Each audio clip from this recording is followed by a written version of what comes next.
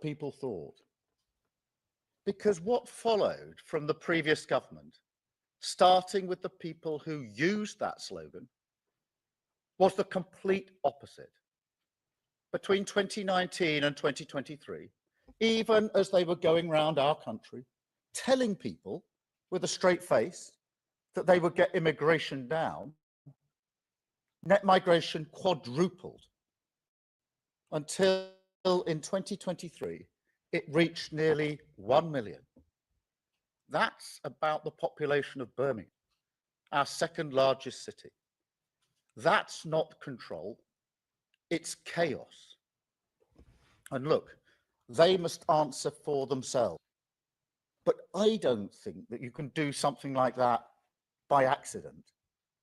It was a choice made even as they told you, told the country, they were doing the opposite. A one-nation experiment in open borders, conducted on a country that voted for control. Well, no more. Today, this Labour government is shutting down the lab. The experiment is over. We will deliver what you've asked for time and again, and we will take back control of our borders. And let me tell you why. Because I know on a day like today, people who like politics will try to make this all about politics, about this or that strategy, targeting these voters, responding to that party. No, I'm doing this because it is right, because it is fair, and because it is what I believe in. Let me put it this way. Nations depend on rules, fair rules. Sometimes they're written down, often they're not.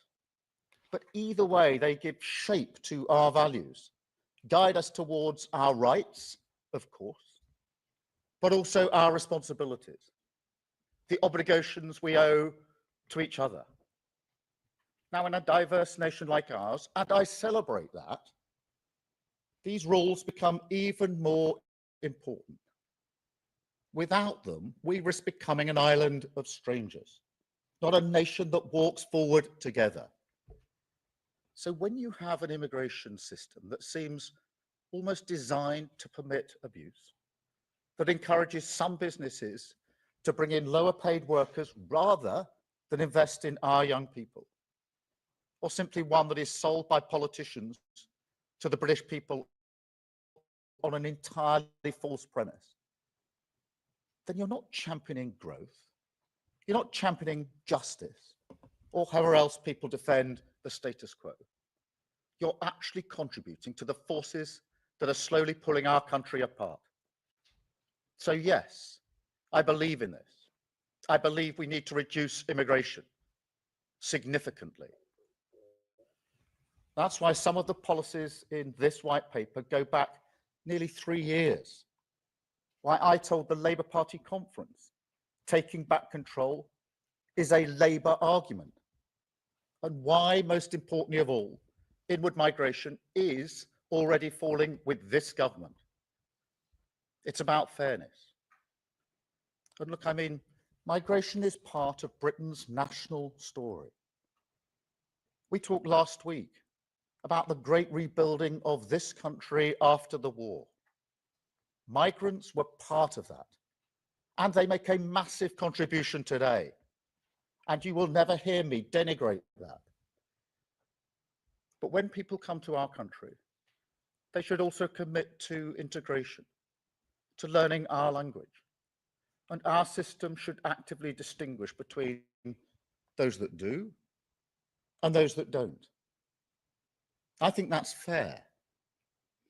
Equally, Britain must compete for the best talent in the world, in science, in technology, in healthcare.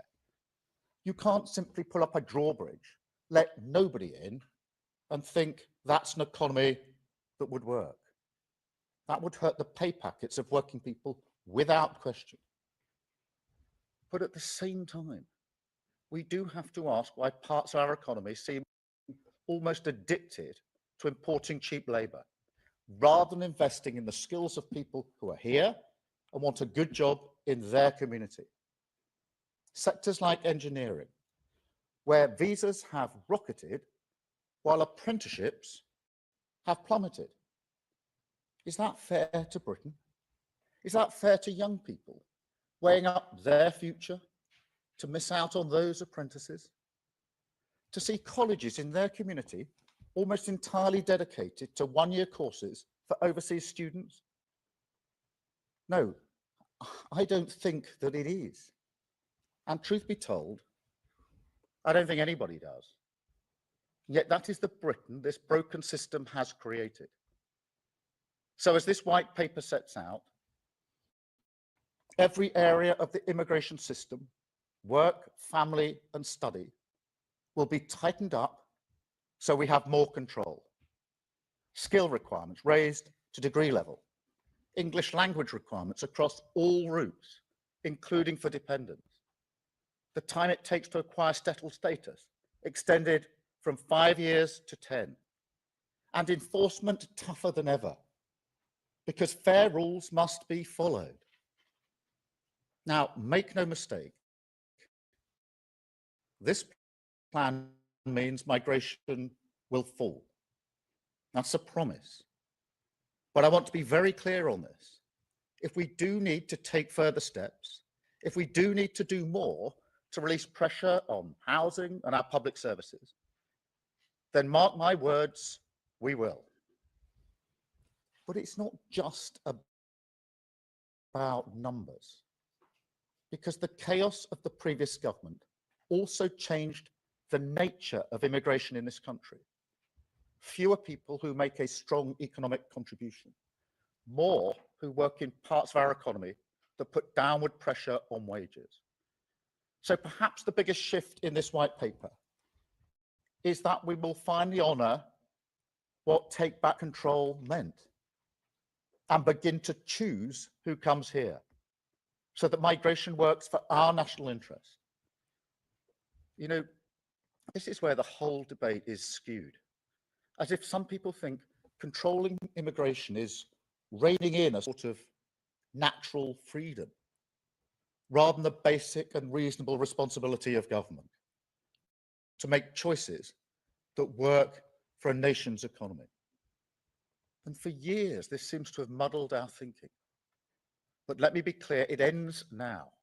We will create a migration system that is controlled, selective, and fair.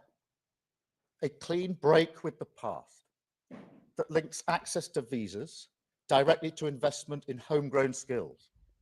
So that if a business wants to bring people in from abroad, they must first invest in Britain, but also so settlement becomes a privilege that is earned, not a right.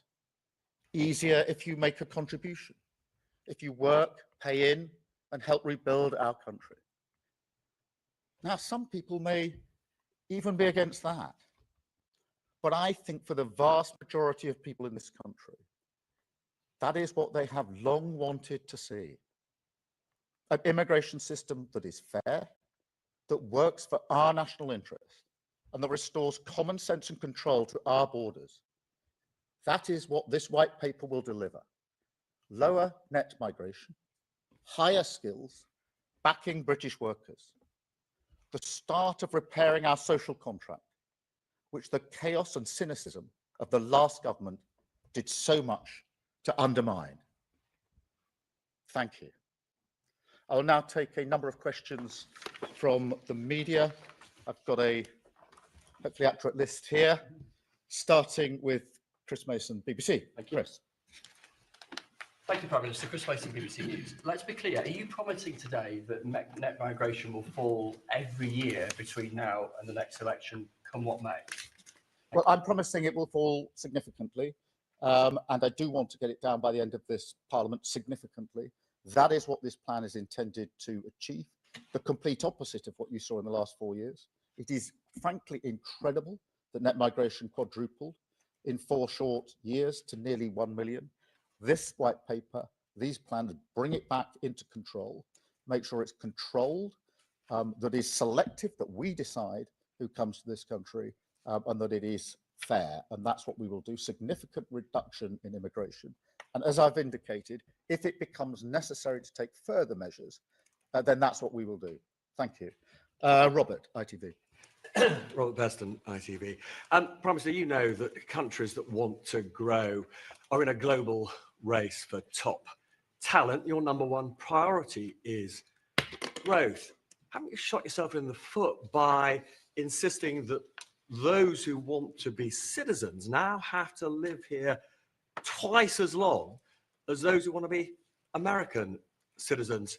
And if I may, we've just heard that there will be a 90-day massive reduction in the tariffs that China and America are imposing on each other. Are you relieved that at least temporarily they've laid down their economic arms? Well, let me take both those points. Well, I'm not encouraging two questions each because we've got to just get through this.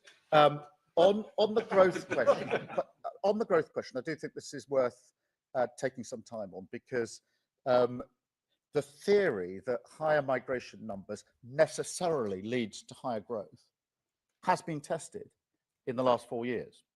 So we've had the highest net migration when the last government lost control to nearly 1 million, and stagnant growth. And so that link doesn't hold on that evidence. The second thing is that this white paper is not just the white paper on immigration, it's also a white paper that deals with skills and training. And one of the reasons that we've had stagnant growth, in my view, for years, is because we've underinvested chronically in skills and growth. So by putting skills and growth into the same plan as migration, which is something businesses have been asking for years, you actually answer the growth question as well. And I should say, as a footnote to that, as you heard in the speech and you'll see in the white paper, in relation to high talent, where we want the very best into the country, we will have routes to get that talent into this country. And I think there's real potential for us to do so in the current environment. We intend to do so. On the question of the China tariffs, I just saw something flash up in the room back there. I'm not across the complete detail. I'm very pleased, obviously, that we struck our trade deal with the US last week, which will be measured in very many thousands of jobs and billions of pounds into our economy. Thank you, Robert. Sam from Sky. Sam. Sam Coates, Sky News. Prime Minister, just to pick up on growth and migration, one of the reasons that we've had a laxer migration policy for years is because of basically the Treasury view. Successive chancellors, their fiscal rules, and the way that that interacts with the official forecasts means it's always been an easy win to have more growth by having more people in the country. What's your message today to the Treasury, to the OBR, and are you doing anything to actually change the way that they work and look at all this stuff and calculate the cost-benefit analysis of growth and migration? Yeah, well, thank you, Sam. Just succinctly, and then adding to the answer I just gave. Firstly, the pure theory, if you like, that simply higher migration numbers necessarily leads to higher growth, I think has been tested in the last 4 years. We quadrupled in actually a very short period of time. And, you know, I think whatever political persuasion you are, it is quite extraordinary that net migration quadrupled in 4 years. We've never seen that before in this country, but growth didn't shift. It stayed stagnant. Secondly, this point about skills and migration, what businesses have been calling out for a long time is link migration to the skills and training that we need in this country. In the past, governments have done sort of knee-jerk reductions without making that link. We're making that link in this paper, which is really important in terms of where we go with the economy, because I do think it's underinvestment in those areas that's caused a lot of the problem. The other thing that the paper is doing is readjusting the model, because it's got to a place now where there's many more low skilled, high skilled jobs. So by adjusting the threshold for skills, this allows migration to be in the areas of high skills, which are more likely to make a significant contribution to our economy. Thank you very much, Sam. I've got Gary from Channel 4. Thank you very much, Prime Minister. Have you been on a bit of a journey yourself on this? Did you used to believe that higher immigration led to higher growth? Would Keir Starmer a few years ago have talked about an island of strangers? Are you one of the people who now thinks that Article 8 of the ECHR is actually a problem and not something that's just exaggerated by other people? Well, Gary, thank you very much. I invite you to dig out my conference speech at Labour Party conference. I know you remember them all, but 3 years ago now, I think it was, when I made the very political argument that I've made this morning, which is that take back control, understanding why you need control, selection, and a fair immigration is a Labour argument.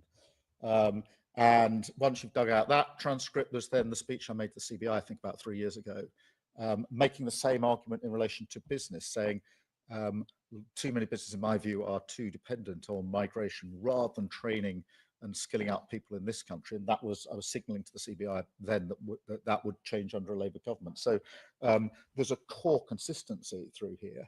On Article 8, yeah, we do want to ensure that the right balance is made in migration cases in relation to the national interest. There's a balance set out in legislation already. That needs to be adjusted, in my view, and that's what we will do. Thank you, Gary. Chris Hope, sorry, there's a lot of Chris's. Chris Hope, GB News. Prime Minister, we've been here before, haven't we? There have been 3 immigration acts since 2014. The Immigration Act in 2014 and 2016 both aimed to reduce immigration. They both failed. Why on earth should GB News viewers think you're going to succeed? And why not give us a promise right now? Why give us a fixed target right now, not a promise, so we can judge you on success? The Tories at least did that, but they failed. Well, look, the difference here, this is the most comprehensive plan that has been put forward. It's been forward to end the Tory sort of wild open borders experiment that we have had. You're right about that. And it looks at all routes, and it's comprehensive. And it does the hard yards of linking skills and business to what we need to do with the economy. So it's not a narrow look just at the numbers. It puts them in their proper context. On the question, which we do want to significantly reduce migration, I'm absolutely making clear that's what it will do, and that if we need to go further, we will. So that's the promise I make to your viewers. I don't think it's sensible to put a hard-edged cap on it. That has been done in one form or another for the best part of 10 years by different prime ministers.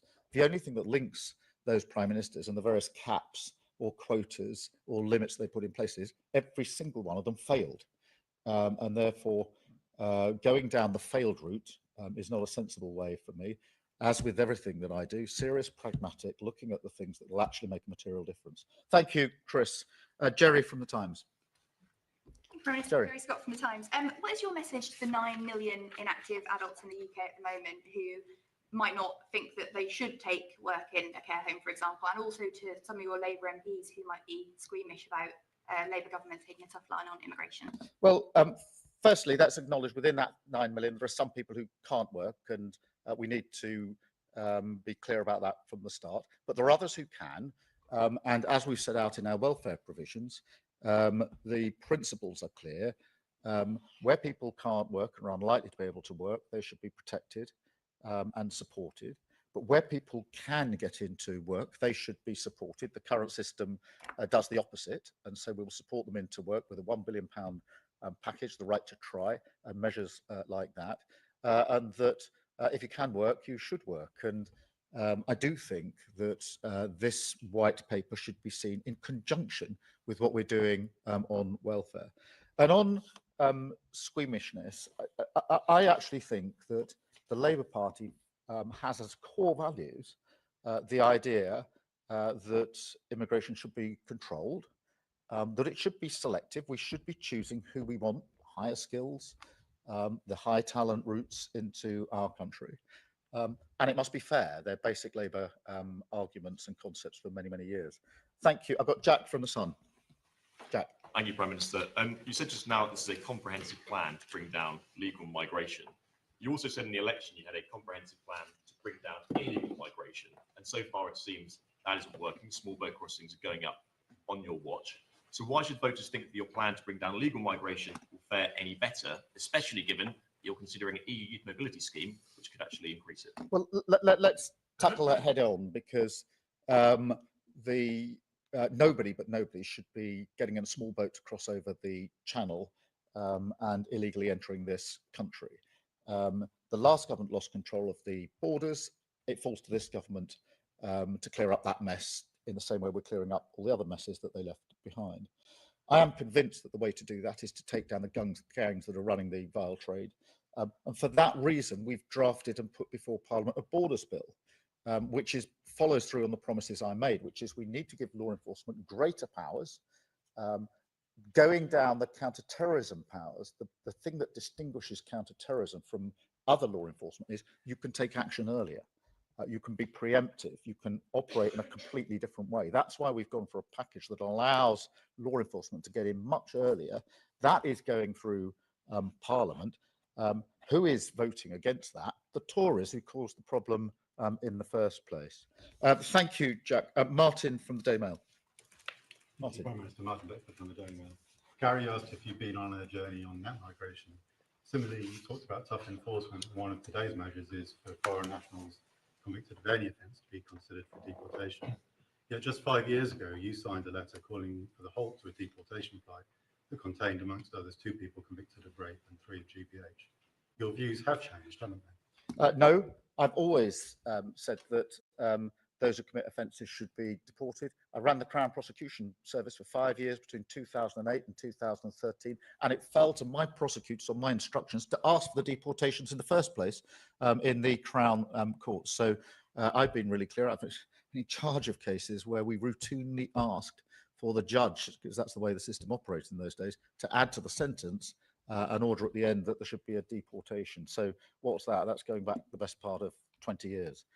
Thank you very much. And I've got Michael from the Daily Express. Thank you, Michael. Does going further mean disentangling ourselves from the ECHR and disapplying human rights laws in immigration cases? No, I don't think that is necessary. I also remind myself that the international agreements we've signed have given us the basis for the deals that we've struck on illegal migration.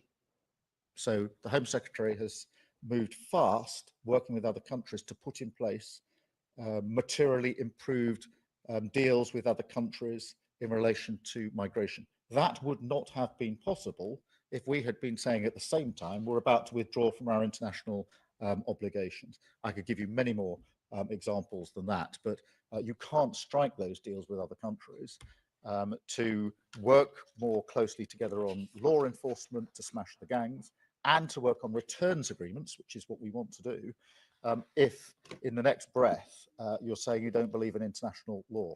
If you do, you can strike the deals. If you don't, you can't. And one of the features of the last government is they struggled to strike these deals because other countries said, if you don't comply with international law, why should we write and agree an international agreement with you, which to me is plain common sense. Thank you very much. Thank you.